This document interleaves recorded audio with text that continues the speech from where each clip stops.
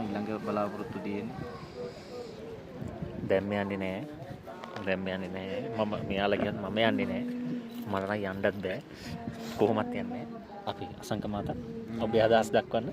ගමන් හොඳයි. ඉතින් විදුම තියෙනවා. අලුත් අත්දැකීමක්. ඒක තමයි ඉතින්. විශේෂයෙන්ම කියන්න ඕනේ මේ අපිට උඩදී අපේ පොලිසිය මාත් එක්ක කතා කරපු වෙලාවේ දැනගන්න හම්බුණා. දැන් මෙතන ඇවිල්ලා මේ අපි දැන් මේ ඇවිල්ලා තියෙන ඇත්තටම අවාරෙලු. හරිද? ඒ කියන්නේ දැන් හරියටම දැන් මේ මැයි මාසේ පළවෙනිදනේ පළවෙනිදට යෙදුන පෝය තමයි හරියටම ඒ කියන්නේ මේ වාරය අවසන් කරන්න තිබුණ වාරය.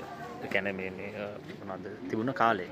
හැබැයි දැන් වෙලා තියෙන්නේ දැන් අර දීර්ඝ කිරීමත් එක්ක ඒ පළවෙනිදා ඉඳලා වහින්න පටන් ගත්ත එක අද වෙනකම් මේ විදිහට වැස්සලු. දැන් දවස් 13කින් 14කින් විතර ඉරක් දැක්කේ නැහැ කියලා කියනවා. අර ඒ තරමට මේ මාරම සීතලයි වහිනවා. එතකොට මේ නිකන් පිටරට ගිහිල්ලා වගේ නේද? මාරම සීතලයි වහිනවා. වහින කිවරයක්වත් නැහැ. උදේ ඉඳන් හවස වෙනකම් වහිනවා. කොහොම හරි ඒක තමයි මේ වෙලා තියෙන්නේ. එතකොට හරියට ගත්තොත් අපි අත්‍තරම අවාරේ තමයි මේ ඇවිල්ලා තියෙන්නේ. ඉතින් වෙනම අත්දැකීමක් ටික. ඔව්. අර දැන් අපි සාමාන්‍යයෙන් එන්නේ ඇවිල්ලා වාරේනේ. එතකොට දැන් වාරේ නකොට ගොඩක් කරාට වහින්නේ නැති තරම් වගේනේ. හැබැයි දැන් මේ පාරේ එහෙම අය ඇත්තටම වැස්සේ නැල්ලු. වාරේදී වැස්සෙම නැති තරම් කියලා කියනවා.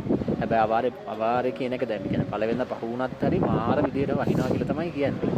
කොහොම හරි මේ මම නම් හිතන්නේ මේක තමයි අවාරේ තමයි එන්න ඕනේ. ඔව් අවාරේ තමයි එන්න ඕනේ. මොකද මේක තමයි මාරම අත්දැකීමක් මේක මේ ඒ කියන්නේ අපි මේ සීතල මේ ඒ වෙහෙස මහන්සිය දරාගෙන ඒ ඔක්කොම කරගෙන සිරිපා කරුණා කරන්න එනකොට අන්තිමේට මේ උඩ මළුවට ආවට පස්සේ ඒ දැනෙන සනීප ඒ දැනෙන සීතල ඒ දැනෙන සතුට අර ඔක්කොම නැති වෙලා යනවා. ඒ තිබ්බ අපි ඒ ආව කට්ට ඒ කාගෙන ආව කට්ට ඉතින් මාරම සතුටුයි. අපි තව ටිකක් වෙලා මෙහෙම ඉඳලා ඊට පස්සේ අපි ආයිත් පල්ලම් බහින්න යනවා. බලමු ඉර චුට්ටක් හරි ආවොත් නැත්තම් පොඩි හරි එලියක් එනකන් ඉන්න බලමු. මොකද ඔයාලට යන ගමන් වීඩියෝස් ටිකක් ලස්සන දෙන්න ඕනේ ඉඳලා අපි බලමු.